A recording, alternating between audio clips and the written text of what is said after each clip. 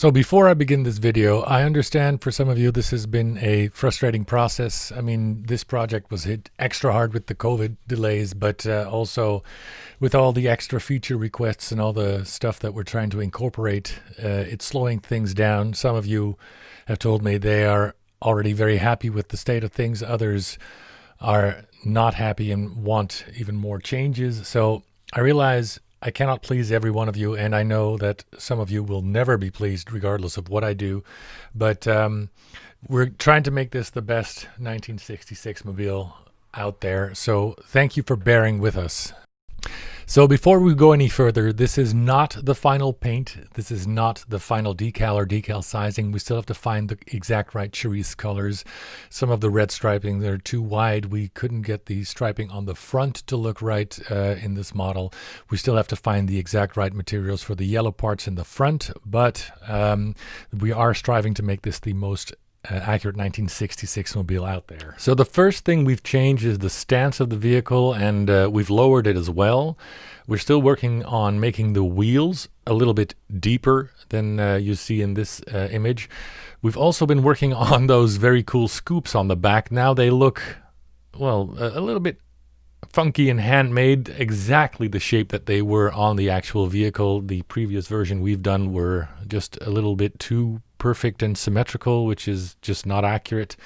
I know a lot of these changes won't say much to many of you, but as mentioned before, we really have an opportunity here to do something that hasn't been done before in terms of accuracy and coolness. So that's what we're doing. We've also redone the antenna on the back based on an actual drawing of the actual part. So again, that is more accurate than anything that's out there so far.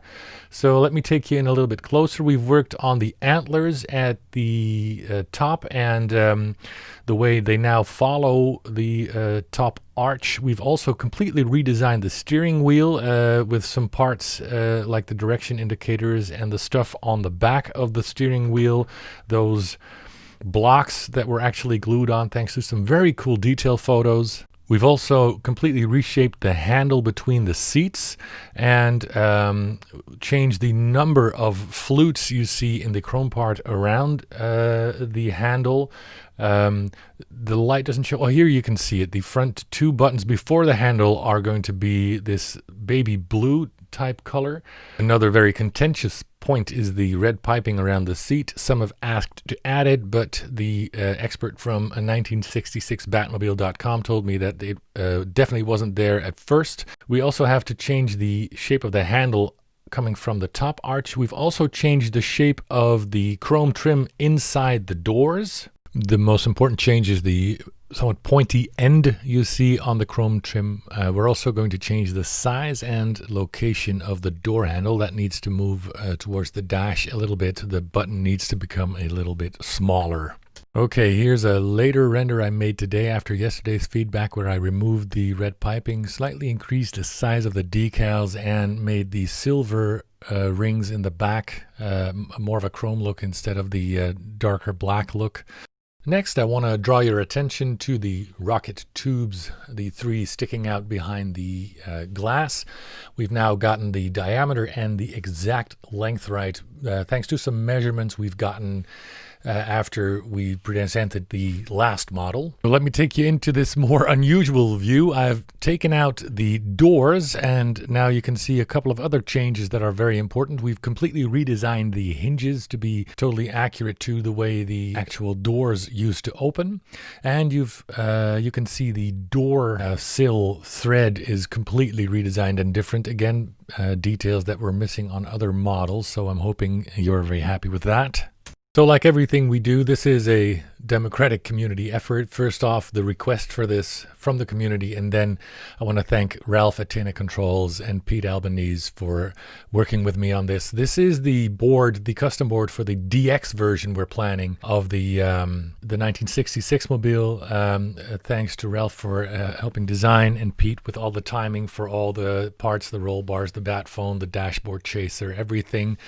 We're going to work with headlights, taillights, bat ray lights. As you can see, we've gotten this thing on a remote control as well. So button 1 activates all these internal parts, and then button 2 does the headlights and then the tail lights in the rear console LED turns on with button 3, and then we've got the left and right bat ray lights, and then finally we are also incorporating lights in the turbine.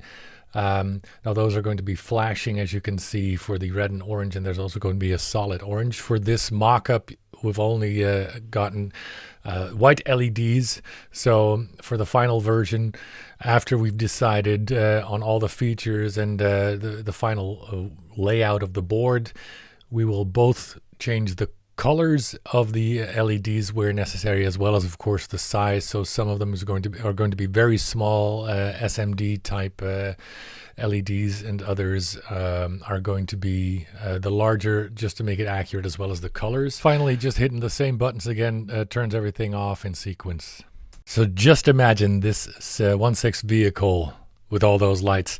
Now, with regards to price and availability, we just don't know yet. We're working out the details, as you can see, and as soon as we have all those details and the pricing, we will put it up on the website. And for now, you can just pre-order the one that's up on the website, and you will have the option to upgrade later. We will just put up a DX upgrade package, and later, for those who want the DX version, you can just buy it straight out. If you haven't ordered, just give us a little bit of time here, and before we ship out, you will be able to choose the version you want, regardless of what you've ordered right now. So just bear with us. It's going to be epic, and I don't think we've ever disappointed before. So thanks for your support, and until next time.